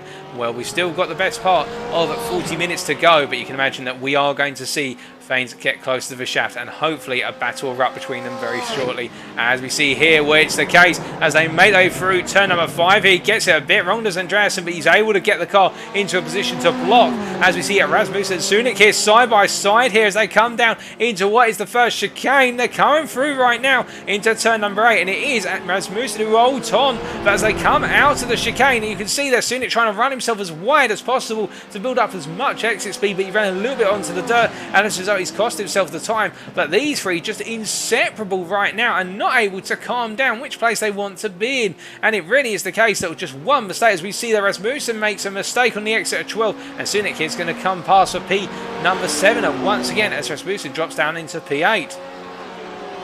And speaking of dropping down, we now drop down a little further down the order here to Chris Keenan in P10 right now, who is 9.5 seconds off Jochen Siegert currently, and is just trying to put in that solo race with the damage on that Ferrari. Of course, that Ferrari not in the happiest of position, as we can see there in the Facebook chat, Matt Evans saying, I do not think that Alton Park likes me. Indeed, we've had the loss of one driver so far, and that is Matt Evans, unfortunately, who we did lose a few laps ago after damage being picked up due to a mistake. As we can see here, Keenan making his way down, soldiering on for the time being as he comes roaring down into what is turn number 15, and out on towards 16 he goes. But meanwhile, as our drivers continue to make their way round, it's time that we have an opportunity here to catch up with Billy Fletcher. That's right, ladies and gentlemen, very shortly when we do catch him on a straight, we are going to be having a chat. Oh, and goodness me, before I say that, Colin Martin has had a moment there. I was going to say that did not look a happy Mercedes-AMG, but Colin Martin has had a major moment there into the first chicane. What on earth has happened to Martin? The ride on board here, well, we're not going to ride on board with that roll bar, I can tell you that. Well, as they make the way out of turn number 6, then Martin, as he came into the chicane, does he just get it wrong? And the rear just completely let go of him. It's very hard to see it, but it just looked as though the rear stopped to give him any grip on entry into 7 and straight into that tyre barrier. That is absolutely unfortunate for Martin, and that car, where it's definitely going to need a lot of repair work, because he's dropped all the way down to P5, and he's going to be losing a lot of time with what was a major impact into the tyre barrier on the apex there of turn at number 7. Goodness me, and I hope he's doing okay. That was very, very rough indeed as he soldiers on now. As we can see Sunik meanwhile chasing after Andreasen here, and it's been the case that these two have been chopping places also with Rasmussen for sometimes. Colin Martin does come in with the damage to that AMG machine, but as they make their way up into turn number 1, we can see here how it's the case that Sunik trying to find a way past. Now, where can he go for it, of course, is the big question. I'd say most likely he'll look for it into turn either 3. He might go for it into 5. It's going to be very bold if he does go for it into 5, because he'll need to do it through turn 4 effectively, as they make their way then down towards what is turn number 4. Will he look for it here? He does not look for it so far. Instead, he stays in behind. But you can see soon it definitely starting to line up that potential pass as they come through the corners there. And as they make their way through turn number 5 and up into 6, it's going to be the case as we've got a car spun there on the side of the circuit. That's the P14 driver, Ollie Wayne, there in turn 6. It's the case that soon not able to make the pass. And Wayne has had a moment. Let's take a look at what happened to Ollie Wayne. He's coming out to turn 5. He's run a bit high on the exit and the car has gone for a spin there. As a result, just simply running a little too wide out of the turn 5 corner. A bit too eager on the power as he now returns to racing. But meanwhile, we can see Sunik here battling with Andreas still as they come out of 12 and through 13 down into 14 and then 15. They come here. No separation between the two of them here. Now, where will Sunik be able to go for it? Well, he could try and make the run down to 60 if he's close enough. It looks like Andreassen's got his number there as they make their way down into this penultimate corner. And as they come down, no change at this point in time, but definitely very close to one another as they make their way down across that timeline to go onto lap number 15.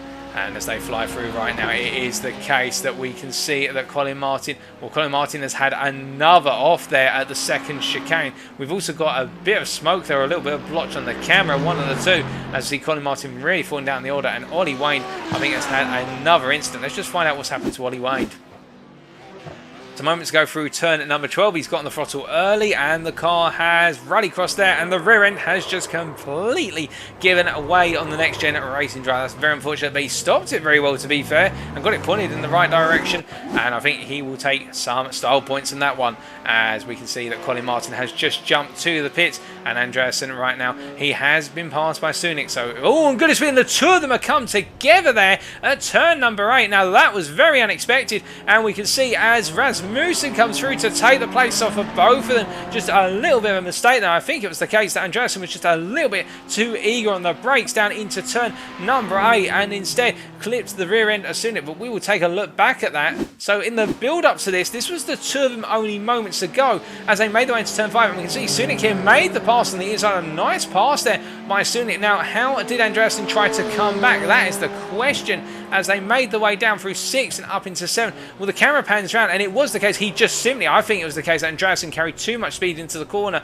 and made the contact there, because there was no overlap between the two of them as they now make their way and resume racing, of course. That is very unfortunate. I do not think Andreasen meant to do that. I think he just simply missed his braking point by the best part of about 10 to 15 metres. We see there Rasmussen going wide out of the final corners, and as a result, Andreasen returns to P5 right now. It has been a very topsy-turvy race for our drivers in P5, 6 and 7. Sunik, Rasmussen and Andreasen all having a very, very difficult time of things as they soldier on still. And what we were going to say, but before I can even say that, we've just heard that Ben Faines has had an incident. What's happened to the Belgian here? As he makes his way down into turn 6 right now, we could see as he's coming through the corner here into the chicanes of 7 and 8. He's come through the corner and he's gone a bit too high on the curb there of 8, and it's actually clipped the apex tyre barrier, and he's had to stop the car to get the rear end to settle. Well controlled, to be fair, by the Porsche driver, but that has promoted Addy back up into P2 for the time being as they make their way around right now, and Addy's going to be very happy with that one. As a bit further back, we can see Arjan Bakker in P10 right now, starting to close up to the back of Chris Keenan on what is at lap 16 for these guys. But what we were going to say until everything kicked off is that very shortly we are going to try and grab Billy Fletcher from on board in the car and be able to get you some of his insights as he is driving around on the circuit. We're just waiting for him to get on to one of the longer straights here, and then we will try to have that interview, the live interview with Fletcher as he makes his way around right now. But before we do, I've heard that Seeger has just had an incident, I think a very similar one. He's in P8 right now, a similar one to Fane only a moment ago, as he makes his way then down into turn number 6. This was what just happened. Makes his way into 7 and 8 here as he came for the right-hander too high on the apex, and it sent the car spinning. But you can see there it was the case that Ollie Wayne having to come through very gingerly through the corner, and then Seeger able to go racing once again. A lot of drivers being caught out by the turn 8 apex barrier there as they now make their way around, and we can see George Bland now hunting down Arjan Bakker as they come across in towards 13 and 14 here. The number 507 driver really pushing on hard as they now come down towards turn number 15. He's getting ever closer to the back of Backer as they make the way down into 16 here. As they come into that heavy braking zone. Is he going to look for it early? No, Bland decides to wait here. The English driver waiting for that opportunity as they come out of 16 and through to 17 right now. They go on to what is lap number 17. 26.5 minutes clear right now as they make the way through it, and he hasn't found a way through just yet. Being another driver who's coming through, he makes his way through 15 right now, and we are very shortly going to be getting you the onboard interview with Billy Fletcher as he makes his way down towards what is turn number 16.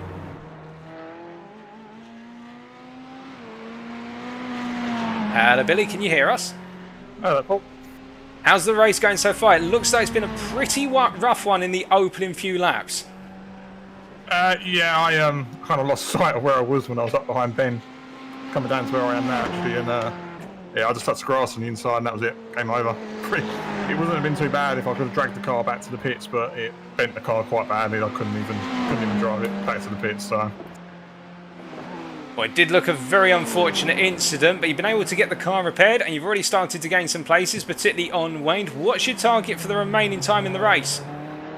Try not to fall off the track. I keep falling off the track at the moment. It's the first time I've really driven this car in anger, and it's just catching me out in a few places with a bit of understeer and a bit of oversteer here, but it's really good fun car to drive. It's just a case of getting my head around when it's going to do what, and fingers crossed we can keep it on the island and try and drag ourselves back into the top 10 at least. Oh, most definitely. Well, just before we leave you be, what I was going to say is with Alton Park, we've seen a lot of drivers being caught out by the width of the circuit in particular. Seems as though it's a much narrower circuit than it looks, Alton Park. Yeah, it's not too bad until you're really close to somebody. That's kind of when you, especially when you're behind that Porsche, is what happened to me with Ben. The rear spoiler so damn high on that Porsche that I couldn't really see where I was going when you're sitting so low in the Ferrari. And, yeah, I just misjudged it completely, touched the grass, and that was it. It fired me off the track. So, yeah, you've got to be really careful when you're close to people, especially with the little bit of aero wash as well you get off of these cars now. Alrighty, well, good luck to you. Hopefully you can get back into the top 10. We'll leave you be for now, but thank you for joining us briefly. No worries, man. Good luck. Cheers. Alrighty folks, and that right there was Billy Fletcher giving us his insights in the car whilst driving as well, and that's something we are going to try and bring you a little bit more in terms of the live proceedings for the GT3 Championship going onwards as well to drivers who are available to do so. I appreciate not all drivers can do it, of course, because some of them may get a little bit distracted when we're trying to whisper sweet nothings in their ear with regards to an interview. But Fletcher there definitely pushing on right now and trying to get back into that top 10 after that disastrous moment very early on in the race. But speaking of battles right now, we can see that Bland still attacking the back of Backer right now as they make the way out of 15 and down into 16 here, and it's the case that Bland really getting a lot of momentum as they come roaring down into turn number 16 here as they come out of the corner and in towards 17. It's one of those situations where it's a case of Backer trying to defend as much as possible and Bland trying to get the overspeed. Both in the same machine, of course, equal machinery here, and it all comes down to the driver nailing the right time to go on the offensive. As they make their way down towards what is turn number 3 right now, we can see that there doesn't seem to be a way through. But speaking of a way through, Ben Faines did find a way through past Matthew Addy moments ago, and that was Addy falling off the circuit there and into the wall. Matthew Addy at turn number 15. Addy doing a very good job to be in that P2 position, but it's all gone to upset right now as we see then Fletcher came through, and it's a case Addy down into P3 as we return to our live cameras right now and we jump on board with George Bland. As he makes his way through turn number 7 and 8 there, and now makes his on course down towards what is turn number 10. It is that case as he comes roaring down here. Will he be able to find a way through? Not at the moment. He's still waiting, but you can see how he's having to try and find these alternate lines, these small changes of line as he makes his way through the corners to try and get away through, but he can't find it right now. And that's the thing about Alton Park, particularly with those chicanes. It's all about finding that right opportunity to try and slice through as he now comes down into turn number 15 here. And you can see just how close he is to the back of Arjan Backer as they come out of 15 now to down towards 16. Too close, in fact, that he's now got to back up a little bit as we start to see our opening pit stops and drives. Rasmussen and also Cynic both coming into the pits from P6 and P7 respectively. And as these guys make their way up towards the timeline, we can see that it's a case that it will be Bland who is in to the pit. So he's decided to go for the undercut here. He cannot find a way past Backer out on circuit, so he's going to have to do it via strategy. As Mion, you can see it's now up into P7. Of course, due to still take a pit stop at some point in the race, all drivers do have to make that one pit stop as a minimum. And as he makes his way around right now, we can see trying to close up to the back of Rasmussen here, trying to get into the battle for what is that potential P6 position. As we see Matthew Addy, of course, having made his pit stop, he's now back out on circuit in P5. Mikael Andreasen ahead of him, however, in P4, has yet to pit.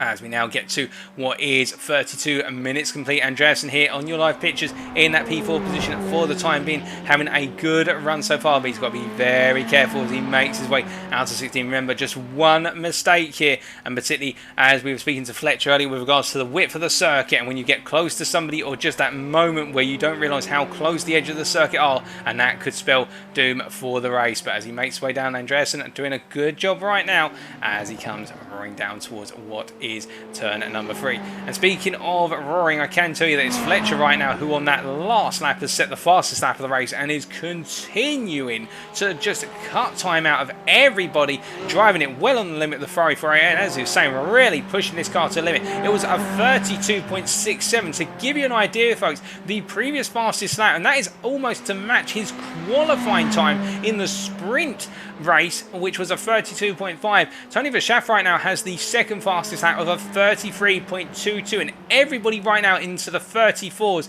if not a case of the very high 33s. Verschaff on a 33.81 last time around. So right now Fletcher is going at least one, if not more than 1 second, up to 2 to 3 seconds faster than anybody else out on the circuit. But we may suspect he's due another pit stop, given the fact he may not have taken on fuel after doing the repair work. But this is impressive stuff, as we're hearing that Bland has had a bit of a moment. Let's find out what happened to the Englishman. Coming out to turn what looked to be turn number 5 there, and coming up into 6 right now. The rear just slightly went there. That's a tight. Oh goodness me, that was the worst possible place you could be, and ping-ponging off of the tyre barrier there. And well, that was not a comfortable situation to be in for Black, but you could just see the rear end just went very slightly there in the run out of 5 and into 6, and we don't normally see that. Perhaps it might just be a small bump in the road and it's just unsettled the car enough, but Bland really struggling to keep that Porsche settled today. As meanwhile, our race leader, well, he is in a very comfortable spot right now. He does have there behind him Sunik, who is a lap down after pitting, but Verschaff just simply putting in lap after lap. And can you fault him right now? He has been driving absolutely smoothly right now. As we see the comment there from KTM saying, stick to the McLaren, George. I think it is the case that George enjoying the McLaren most, but enjoying other cars as well tonight. But it does seem as though when he's not in that McLaren, things are not as comfortable as they make their way down right now in towards what is turn number 16 here. Verschaff, of course, being the focus of our attention right now. Do remember, ladies and gentlemen, we've got 25 minutes of racing to go, and now you do want to start getting in your driver of the day nominations. Be sure to pop them in the chat, and we'll take a look at them come the end of the feature race, and we will of course announce who the driver of the day was shortly after that. But it's just a little way you can get involved a bit more, as well as watching and just putting general comments in the chat right now as our drivers continue to make their way around. No major battles building up at this time, but I do wonder in the battle between Faines here in P2 and Matthew Addy in P5. Remember, Addy had that moment into turn 15 a few laps ago before he pitted, and so I think he's probably pitted to get rid of the damage and also take his mandatory pit stop.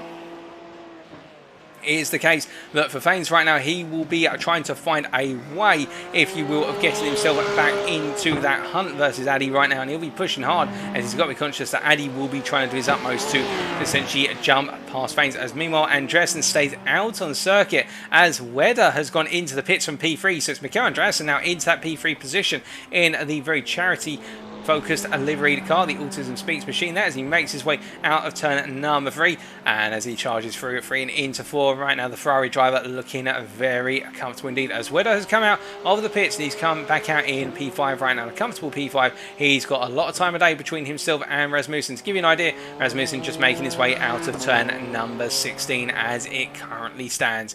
As he flies through out of the corner right now, we will see the change in the time delta there, and the time delta does update in the end between Rasmussen and Wedo to a gap of 18.5 seconds. So Rasmussen having a difficult opening stint in the end, dropping himself well out the hunt for that top 5, but we will wait and see what he is able to achieve as the time continues to tick down. Bringing on Sunik, after having that opening pit stop as well, he's now in P8 and trying to close down Jochen Seeger. Well, Jochen Seeger's just up the road. You can see him there off in the distance, 4.2 seconds ahead. And Seeger has yet to pit, of course, but Sunik will then need to hunt down Rasmussen. And Rasmussen, to give you an idea, is the best part of what is approximately, in terms of gap, about 8 seconds up the road from Sunik right now. So you will briefly see him in the camera shot there. He was just making his way out of the first chicane. That is the delta between the two of them. As we hear that Keenan has had another moment. That Ferrari looking as though it has seen much better days in terms of its build. And let's take a look back at what happened to our P10 driver.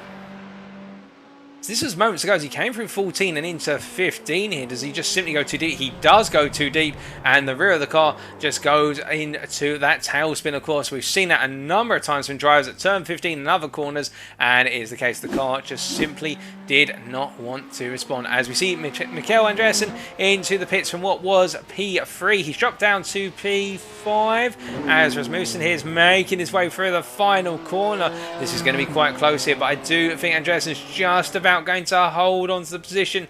In fact, he has already made his way down towards turn number 2. So the gap between himself and Rasmussen is the best part now of what is 8 seconds. As we see into the pits comes Jochen Seeger from what was at the time that P5 position as well. So it is the case that the BMW Motorrad driver has decided enough is enough, and now we've got all our drivers coming through as Billy Fletcher, of course, on that charge is now up into P8 right now and continuing to push as hard as humanly possible. His last lap of 33.08. The closest to match him was a lap by what was Matthew Addy, well, not Matthew Addy, my apologies, it was by Ben Faines. It was a 33.4, so very close between the two. As we see it, Verschaft into the pits here, so we do have a change of race leader. He's not going to lead every lap in this one, and it's Ben Faines who has taken the lead, but remember, Faines has yet to pit. Verschaft has pitted, he's cleared his mandatory stop with 22 minutes to go here, and now we look at our current race leader, Ben Faines here.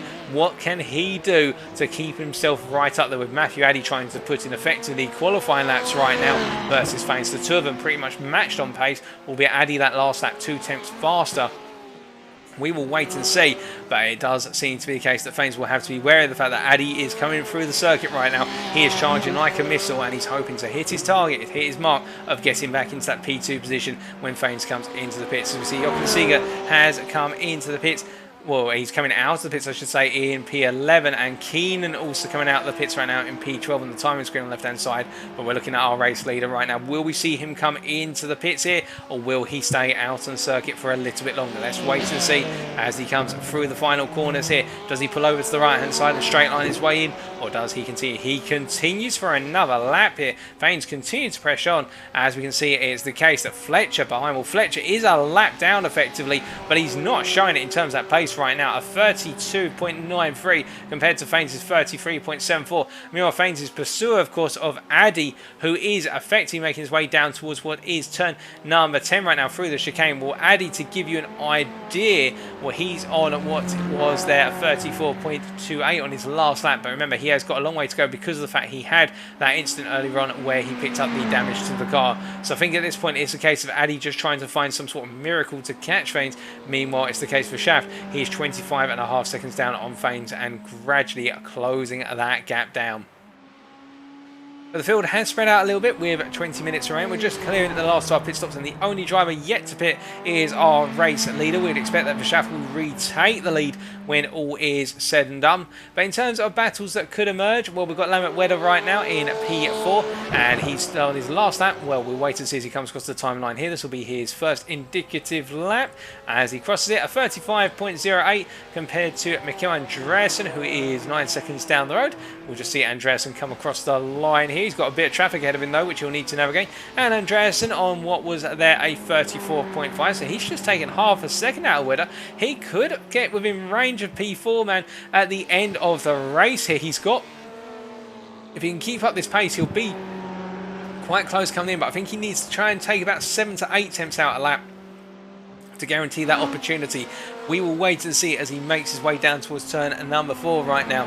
And meanwhile, further down the order on a lap down effectively, we can see here we've got Chris Keenan, who is making his way around in P12. But meanwhile, Jochen Seeger, who's up ahead, is closing down on Arjan Bakker right now. That last lap, it was the case that Seeger lost some time to Bakker, but on this lap, he is definitely closing down on Bakker. The German closing down on the Dutchman as they make their way down towards what is turn number 10, charging down right now, and we can see ever closing up, but he has got the lead lap driver of Andreasen coming up behind him, and he will need to get out of the way and respect those blue flags sooner rather than later.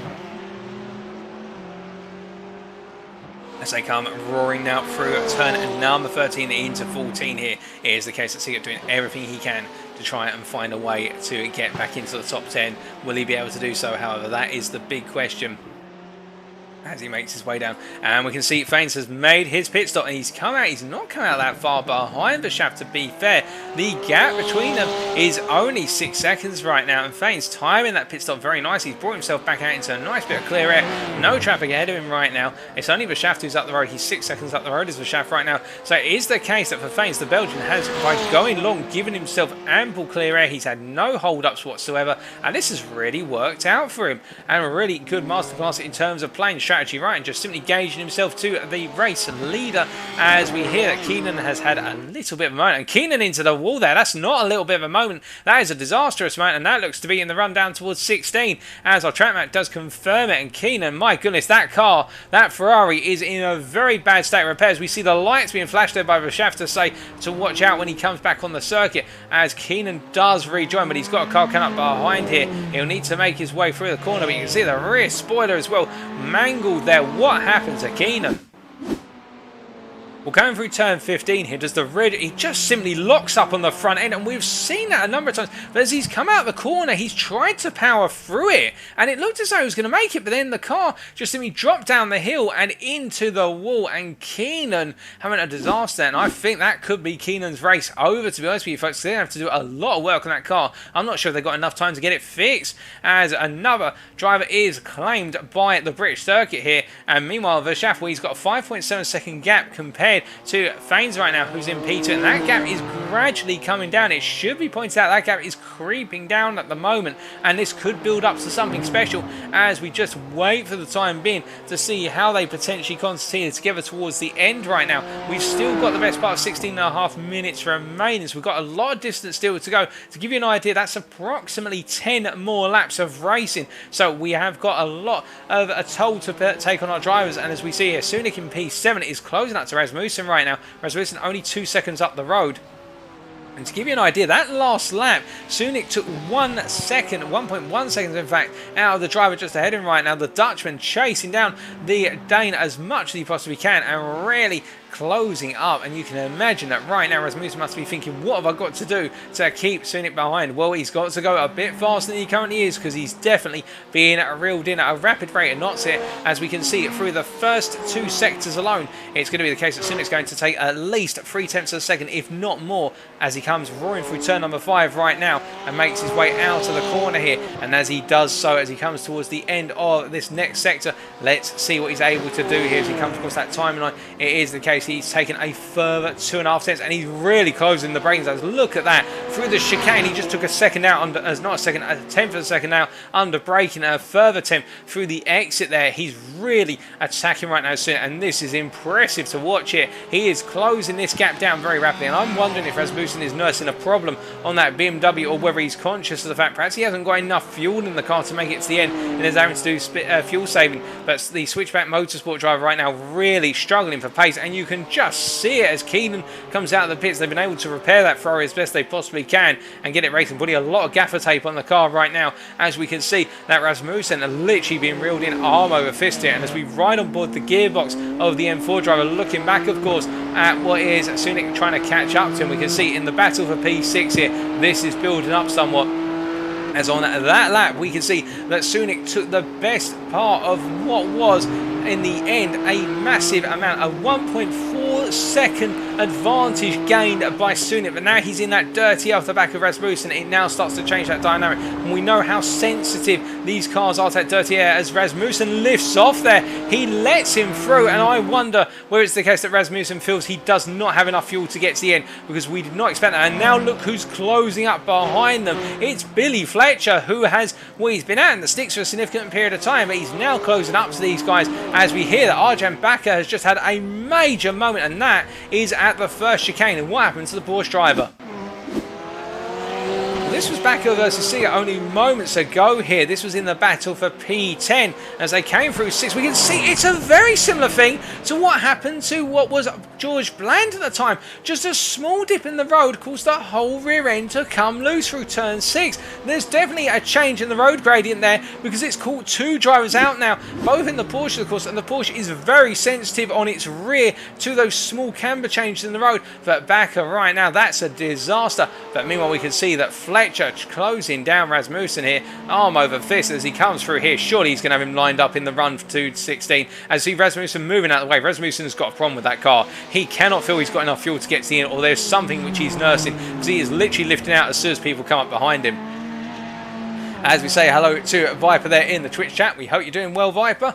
And as we look back to our live racing pictures right now, we can see it's Fletcher who's now into that P7. He's continuing to charge. His next opponent is Sunik, who is 1.5 seconds up the road. But we're not sure if Fletcher has to do one more stop. If he does, that would really upset all the progress he's made. But I think he's definitely going to finish inside the top 10 now. What with Bland and Seeger further back. The best part of 47 seconds back is Bland on Fletcher. So Fletcher's got a pit stop to get himself back into what is P8 effectively if he does pit, but he's going to try and take every possible place. And remember, once he's got past Sunik, he's got a 12.5 second gap to close down to Mikkel Andreasen. If he's going all in and he's got no more pit stop, could he potentially close down Andreasen? Well, right now, to give you an idea, Fletcher is the fastest man out on circuit, only being matched in fact by Verstappen. They both set identical lap times, 33.72s on that last lap. But for Fletcher, it is the case right now, compared to the drivers around him, he is 1 to 2 seconds faster. That last lap he was 2 seconds faster than Andreasen. As they come through what is the second chicane there of 12, you can see it is the case that Fletcher really on that roar. We ride on board once again here with Billy Fletcher as he chases after Sunik. And remember, he said about the fact he got caught up in the very difficult situation of being so close to a Porsche earlier on. That's why he had that major incident, and now he's got to try and find a way past another one of these Porsches with what he might consider to be the obnoxious rear wing as they make their way down into turn number 16 here. But look how he closed up on braking. He gets on that throttle immediately here and now goes charging. He's going to look for the move here. He's going to look, and he's coming into the pit. Fletcher cannot go to the end, so he's going to have a quick splash and dash of fuel here to take his mandatory stop. And then can he close down any of the place he's lost? Well, to give you an idea, here is Bland. So Bland is only making his way through the second chicane now, so Fletcher's not going to lose that position at all. But Rasmussen will be breathing a sigh of relief, as will Sunik, that Fletcher has had to pit once again, as they make their way down towards what is turn number 14 right now in the case of George Bland, just simply holding on for the time being. As we see it, we have had a number of retirements here. I believe we have lost, well, in fact, we have lost Keenan, Wayne, Martin, and Evans, and we can see here Bakker also in the pits. So we lost 5 cars, and it has been in the case that it has been a war of attrition around this circuit. We also lost Sykes earlier from the sprint race with the steering wheel issue. Of course, the steering column and the steering wheel not coming back together. So we have seen 6 drivers retired from this race. race. Only 10 remaining right now. It does feel as though Alton Park is taking drivers as much as it's taking names as our drivers continue to make their way around the circuit right now. With 10 minutes to go, it is looking very good for Tony Verschaft as he makes his way through 6 and down into 7 right now. But he's got to be careful, of course. All of our drivers have got to be wary of the fact that this circuit could turn against them at any moment, particularly if they're mid-engine rear-wheel drive cars. But even in the front-engine rear-wheel drive cars, we have seen this circuit does not take any prisoners, as Bland has come out just ahead of Verschaft right now, as Faines, I think, has had a major incident. Now, this is a surprise, and I think Faines has had a moment into the Turn 8 apex tyre barrier there. Let's take a look back. So coming out of 5 and into 6 here. Does turn 6 catch him out as it's claimed so many Porsche drivers? It does not, as he was coming into 8. Then he's simply come too high on the curb and it's just simply knocked him off balance there. So very fortunate there for Faines not to have a bigger incident than what he did. A lot of drivers, particularly the Porsches, have really fallen foul turn 6 through to 8, but not so for Faines there. He's been able to keep it together, but that has caused the gap between himself and Verschaft to open up from what was 7 seconds when we previously saw it up to 17 seconds. And Matthew Addy, whilst he would love to capitalise, our P3 man, who you're looking at right now, is 15.1 seconds down on Faines. He will not be able to close it up. He has not got enough time in the day to be able to bring it down. But as he makes his way out of turn number 15, if Faines makes 1 or 2 more mistakes like that, then we could potentially see Addy in competition for his P2. But remember, Addy in the AM class right now is leading the AM class by the best part of 12.1 seconds over Wedder, and it is the case that Verschaft and Faines are both in the Pro category, with Verschaft leading right now. As we hear that Robert Sunak has had an incident here, and this looks to be at the second chicane. The Dutchman has got it very wrong, and this is going to be an opportunity here for other drivers to potentially close up as he returns to racing right now. Sunak, what happened to him? So coming out of 8 then, and out of what is turn number 9 and down into 10, we can see here under heavy braking into the chicane. He's turning way too early there, and the car has been simply lifted up on the right hand side on the apex curve, and that explains what happened to the Dutchman there, as he had to quickly move out his way for Rasmussen, who was coming through, and he would have been right across the middle of the road there going into turn number 10 if he had not moved out the way in time, turn number 11 I should say, if he had not moved out the way in time, as he now makes his way onto another lap. But that means he's now 6 seconds down on P6 man Rasmussen here, who started in P6, and he's hoping now to finish in P6. Again, the gaps between all of our drivers have opened up considerably right now. The closest gap really is Sunak chasing after Rasmussen, our hero here, the gap being 6 seconds between the two of them. You can see him in the rear of the camera shot there as he comes out of 3, and meanwhile Rasmussen going into 4. But we will wait and see here. Anything can happen until that checker flag is waved, of course. We can have car issues, we can have drivers run out of fuel, you name it, it can happen. But it's a case that right now everybody will need to keep it together as much as they possibly can. As we see here for Rasmussen right now, just keeping it nice and smooth through the corners and pressing on. We check in with race control. Nothing to report from race control at this time. Everybody just pressing on to the finish as it currently stands. As we see here, Rasmussen making his way through the second chicane, through turns 9, through turns 10, 2 for 12. And as he does so, we can see Sunak trying to close down that gap, but it's staying pretty neutral at the moment at 6 seconds. But meanwhile, one driver who's not had the best of races, but he carries on all the same, a lap down on the majority of the field. We can see Jochen here in P10, the last of our runners right now. Out of those remaining, making his way out of the final pair of corners and heading up towards the timeline to go on to what is his 33rd lap. Our leaders, of course, on lap 34 right now. They are effectively that lap and almost 2 laps ahead, as we can see Verschaft, meanwhile, making his way through 15. Our race leader here, of course, making his way through 15 and down towards 16. He hasn't put a foot wrong. And do remember, folks, get your vote in for driver of the day before the end of the race today. The vote will close come the end of the feature race, and we will be taking those names and identifying who will be our driver of the day. So do let us know in the chat, whether you're on Facebook, Twitch or YouTube. Be sure to get in your submission before the timer closes. And we have only got 6 minutes now until we reach the end of the race. with everything spaced out right now, it's that mental pressure that in our drivers. They can know there's only 6 minutes, less than 6 minutes to get to that finish line, but those 6 minutes will feel like the longest 6 minutes of the race as they make their way around, and they'll just be waiting to get to the end. That 6 minutes translating into 4 to 5 remaining laps for the majority of our drivers as they make the way around, and Matthew Addy will know that to be sure. He's had a very tumultuous race, but it has in the end come to fruition as he makes his way down the hill right now in the Ferrari here through the turn number 3.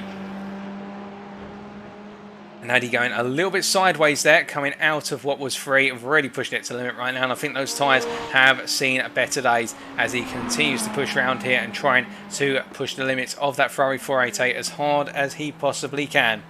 And as he comes through, we can see here coming through the turn 5 right-hander, we've got already in the chat there a Driver of the Day nomination for Matthew Addy by Matt Evans there. Very impressed, of course, with Matt indeed. A very strong performance by Addy tonight, and you can imagine he will be buoyed by this going back into round number 9, the GT3 Championship in a week's time right now. It has been a solid performance from the amateur driver, and one he'll be very proud of. Indeed, the Briton will be thinking about this one. I think he will sleep very soundly when he gets out of that car tonight as he makes his way out of 12 and down towards 13 and 14 once again. But meanwhile, further back, we can see Sunic here in P7 right now, trying to close down the gap to Rasmussen. That last lap, the two of them, Rasmussen was the best part of 6 tenths slower by comparison. And as a result, he is closing it down. As we see that, you can see it just ahead, who's had a brief off there, coming through what was turn 4 into 5, but he's kept it together. See, of course, oh my goodness Lord, what on earth happened there for Sunic? Yeah, I think the car just simply snapped on him, and that is a disaster. An absolute disaster for the Dutchman there. So as we just go onto the roll bar here, as he was coming out of turn 5 and into turn number 6 here, you can see as he made his way through the corner, just simply under braking, the car snapped to me under braking and straight into the tyre barrier there, and that was very unfortunate. The only thing I can imagine what's happened there, as he's come into the braking zone, the rear brakes have just simply gone on that car, and as a result, it's just not giving him any sort of braking retardation. Instead, the car's just simply lost any stability on that rear end, and it's gone in. But that was a huge hit, and it means that Fletcher is now up into P7, and he's now chasing down Rasmussen, who's a further 15 seconds up the road. But I do hope that Sunic's all okay following that, of course. But that is a complete confidence shatter of a moment there, because if the car snaps like that under braking into a heavy braking zone, you can imagine with there being quite a few heavy braking zones and trail braking zones here, as he's got to come into the pits, there is something gone with those brakes, and the car with the damage he's picked up, I think this could be Sunic's race over now, just literally with 3 minutes to go. That is the most unfortunate way to end an hour's worth of racing. They've got the car up on jacks here. They're going to do work on the car, and they're going to have to investigate those rear brakes, because those brakes just completely snapped on the car as he made his way into the chicane at 7. But meanwhile, our race leader experiencing no such issues right now, and I think a lot of our drivers will have heard down in the paddock about what happened to Sunic and will be thinking, okay, back it off a little bit. Those brake temperatures must be at a critical point for some of our drivers, as we see Bland, who we haven't spoken about too recently, now up into P8, gradually gaining those positions, and the commentator's curse definitely hitting one of our drivers there. You're right there, Katie Eves, as we can see right now Bland making his way down through turn number 3 right now. And as he comes through here, it's just running it to the very end. He's got a good gap in it. He's got Seat, who's a long way down the road, but he has got what is a 32.5, almost 33 second gap, in fact, to Billy Fletcher right now. And Fletcher continues to put in qualifying lap after qualifying lap effectively. He's still running in the 32s, where everyone else has backed it off to the 33s or the 34s. Fletcher does not do it by halves. You can see that for sure, as he makes his way through turn number 15 here. And this, I think, really is a case where it's the equivalent of a time trial right now to try and get as close as he possibly can to Rasmussen come the end. He's not going to get that gap down, but it has been a solid recovery drive to get well inside that top 10. Even with the rate of attrition here, it's one thing to be able to put in laps like this, lap after lap, and that lap there at 33.09. So finally falling into those 33s for the first time in a while as he makes his way through turn 1 once again. He'll be pressing on, as we do see Jochen there in the rearview camera shot. We focus now on Jochen. He's up into P9 with Sunic just coming out of the pits. They've done the repair work to the car here as he makes his way out, so he will finish the race, but that is a wounded Porsche despite the repairs, and it will be the case that right now he'll just try and creep that car to the finish line, as we've now only got a minute to go here. And I think it is the fact that we will be seeing 38 laps completed from our race leaders as they now gradually make their way to the home stretch.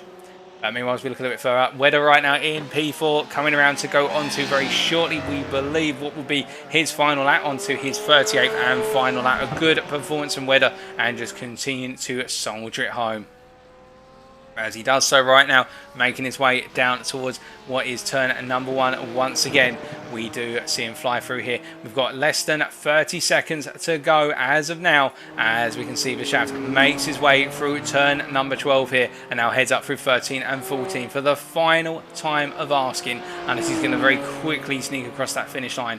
It's been a very solid feature race for Verschaft, a good opening sprint race. It didn't go perfectly, but in qualifying for the feature race, worked it out, got the car right up there, wasn't quite able to make the early break, but when he did make the break, he's never let go in the feature race. And as he comes out of the final pair of corners, it's going to be Tony Verschaft, the privateer from the Netherlands, who comes across the finish line to take the win in the feature race of the fun night tonight at Alton Park. And behind him in the end, it will be Ben Faines, who finishes it in P2 overall, and it will be P2 in the Pro Class as well, with Verschaft taking the win in the Pro Class, of course. And Faines coming through, it wasn't to be his day today, and it was one major mistake in the end that cost him the shot at chasing down Verschaft, but he'll be happy with that P2, I can imagine. And meanwhile, we'll look at this. He's coming out the final corner now, and it's going to be P3 overall and a win in the amateur class here. Matthew Addy coming across that line there. He's best pleased with that, I'm sure. And then it will be Lambert Wedder in the end, who wasn't able to maintain the charge versus Addy, but as he comes down towards turn number 16 here, a good drive from the privateer as he comes out the corner and heads to that finish line.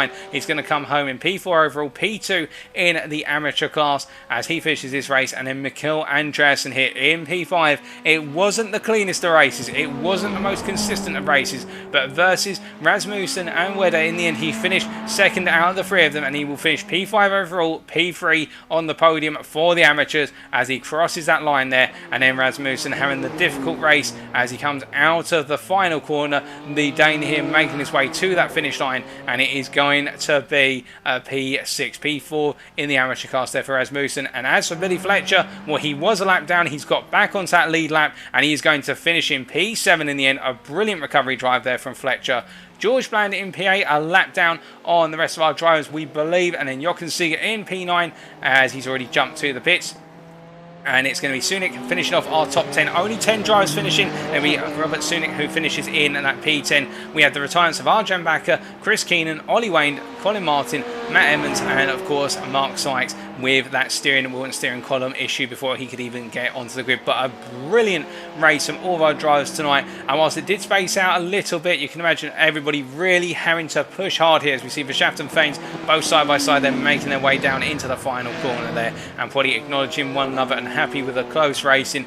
But they're going to make their way into the pits right now, and we will be right back very shortly, ladies and gentlemen, with a potential post-race interview or two.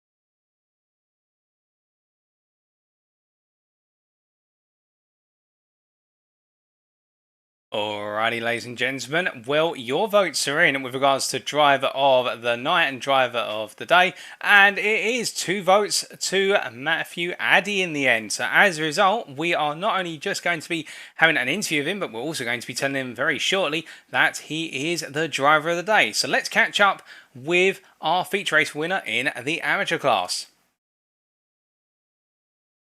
Hello, Matthew. Can you hear me? Yes, I can. Hi, Paul. Good evening, Matthew. Congratulations on the win in the feature race in the amateur class. How does it feel to have taken the win in the feature? It's a strange feeling, to be honest. I didn't think I was going to do that well today, but yeah, it just all came together for me. Well, it's all come together even further because you've also been voted as our driver of the day for a very consistent performance and also taking the fight to the pros of Fanes and also the shaft to an extent.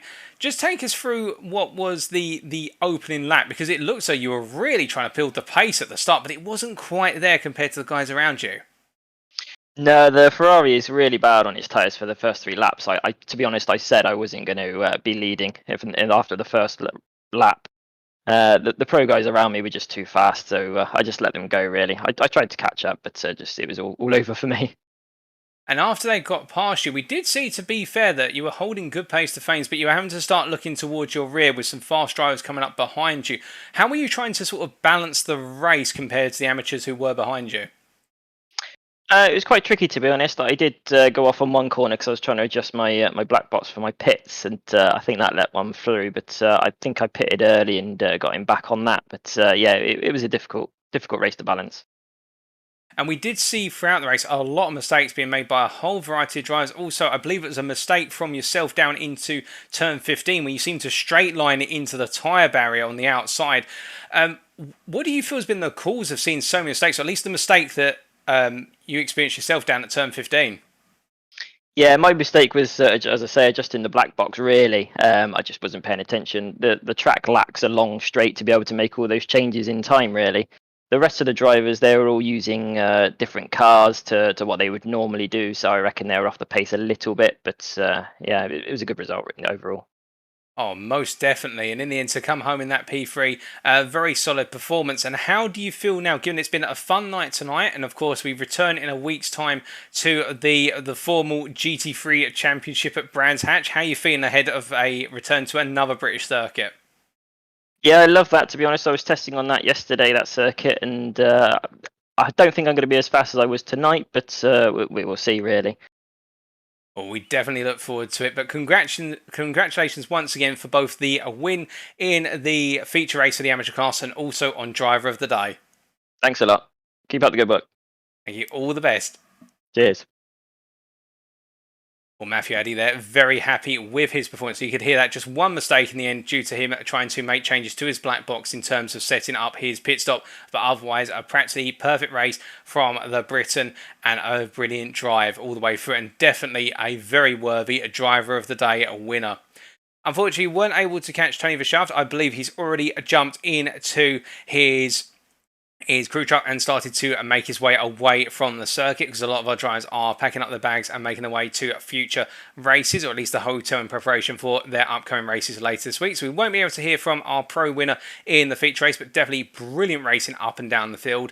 And that brings to a conclusion our racing tonight. So thank you very much for watching, ladies and gentlemen, watching the Next Gen Racing GT3 Fun Night Autumn Park in September 2021. And if you do want to know more about the Next Gen Racing community, why not check us out at our official website, that's nextgenracing.co.uk.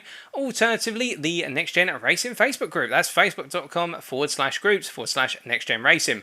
Also, a huge thank you to our partners without whom this would not be possible. That is, of course, Apex Racing Academy, apexracingac.com, and Next Level Racing, nextlevelracing.com, for being with us and supporting us through and through. Again, without them, it would not be possible to bring you all this racing action. And remember, we've only got a week to go now until we do come back for round 9 of the GT3 Championship, which will be taking place at the legendary British circuit. We're going from one legend to another, and that is the Brands Hatch Grand Prix circuit. Wednesday the 22nd of September. You will not want to miss it. Put it in your calendars, ladies and gentlemen, as we will be seeing our drivers take to the very tight handling orientated circuit, where it's going to be all about the strategy and mastering the art of managing apex speeds.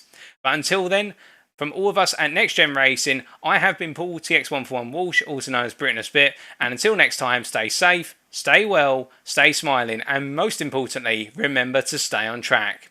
Good night.